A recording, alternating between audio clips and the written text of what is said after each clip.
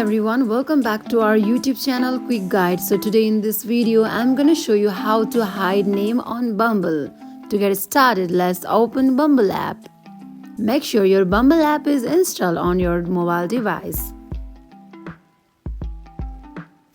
This is your home page.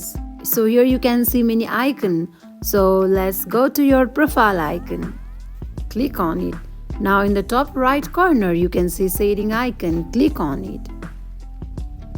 Here you can see snooze. Here what it is saying is temporarily hide your profile from all modes. If you do this, you won't lose any connection or chats. So if we go to the snooze, it will temporarily hide your profile. So here in the menu list you can see how long you want to be invisible. So in this way you can hide your name. So that wraps for today. If you guys like this video, do not forget to like, comment and subscribe our channel. Thank you for watching.